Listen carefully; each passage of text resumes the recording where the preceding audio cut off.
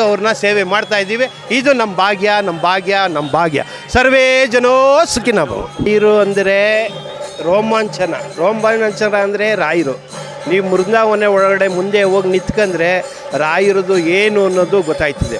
ರಾಯರು ಅಪ್ಪಣೆ ಇಲ್ಲದೆ ಯಾರು ದೇವಸ್ಥಾನಕ್ಕೂ ಬರೋಕ್ಕಾಗಲ್ಲ, ರಾಯರು ಮಠಕ್ಕೆ ಹೋಗೋಕ್ಕಾಗಲ್ಲ, ರಾಯರು ನೋಡೋಕ್ಕಾಗಲ್ಲ. ಅದು ಬಿಟ್ರೆ ಅವ್ರ ಅಪ್ಪಣೆ ಇಲ್ಲದೆ ನೀವು ಮಂತ್ರಾಲಯಕ್ಕೆ ಹೋಗೋಕ್ಕಾಗಲ್ಲ. ಇದು ಸತ್ಯ. ನಮ್ಮ ಸಿದ್ದರಾಮಯ್ಯ ಸಾಹೇಬ್ರೇನೆ ಅವ್ರಿಗೆ ಅವನೇ ಹೋಗ್ಬೇಕು ಅಂತ ಇದ್ದಾರೆ.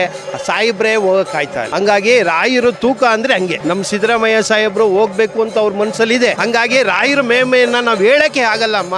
ನಮ್ಮಂಗೆ ನಿಮ್ಮಂಗೆ ಅವರು ಸಂಸಾರಿಕರಾಗಿ ಬೃಂದಾವನ ಒಳಗಡೆ 330ನೇ ವರ್ಷಕ್ಕೆ ಒಳಗಡೆ ಕುತ್ಕೊಂಡು ನಮ್ಗೆ ಆಶೀರ್ವಾದ ಮಾಡ್ತಾ ಇದ್ದಾರೆ ಅಂದರೆ ಪ್ರತಿ ಮಠದಲ್ಲಿ ತುಂಬ ಹರಿತಾ ಇದೆ ಅಂದರೆ ಅವರ ತೂಕ, ಅವರ ಗತ್ತು, ಆ ಶಕ್ತಿನ ನಾವು ದೇವತೆಗಳೇ ಅಂದರೆ ಅರೀನು ಯಾರಿಗೆ ಆಗ್ಬೋದು. ಫಸ್ಟ್ ಗುರು ಇಲ್ಲ ಅಂದರೆ ಯಾರೂ ಇಲ್ಲ. ಅದಕ್ಕೋಸ್ಕರ ನಾವು ಪ್ರತಿ ಮಠದಲ್ಲೂ ರಾಯರದ ಮಂತ್ರಾಕ್ಷಿ ಆಗ್ಬೋದು. ನೀವು ಬರೀ ರಾಯರ ಮಂತ್ರಾಕ್ಷಿನ ಬಾಯಿಗೆ ಹಾಕೊಂಡು ರಾಯರೇ ನನಗೆ ಈ ಮಂತ್ರಾಕ್ಷಿ ತಿಂದಿದ್ದೀನಿ, ಅದರಲ್ಲಿ ನನಗೆ ಏನು ಒಳಗಡೆ ರೋಗ ರಂಚನೆ ಏನು ಕೊಡಲ್ಲ, ನೀವು ಅದೊಂದು ಟ್ರೈ ಮಾಡಿ ನೋಡಿ ಬೇಕಾರೆ. ಅಷ್ಟು ಪವರ್. ಇವತ್ತೇನಿಕೆ 3ನೇ ದಿನ ಅಂದ್ರೆ ಈ 3 ದಿನದಲ್ಲಿ ಒಳಗಡೆ ರಾಯರು ಅವತ್ತು ಬೃಂದಾವನದಲ್ಲಿ ಬಂದು ಪ್ರತಿ ಮಠದಲ್ಲೂ ಬಂದು ಈಚಿಸ್ತಾ ಇರ್ತಾರೆ. ಹೆಂಗೆ ನಮ್ಮ ಭಕ್ತರು ಇದ್ದಾರೆ ಅಂತ ಪ್ರತಿ ಒಂದು ಮಠದಲ್ಲೂ ಬಂದು ನೋಡ್ತಾ ಇದ್ದಾರೆ. ನಮ್ಗೆಲ್ಲ ಆಶೀರ್ವಾದ ಮಾಡ್ತಾ ಇದ್ದಾರೆ. ನಮ್ಗೆಲ್ಲ ಆಶೀರ್ವಾದದಿಂದ ತಾಕತ್ ಕೊಟ್ಟಿದ್ದಾರೆ.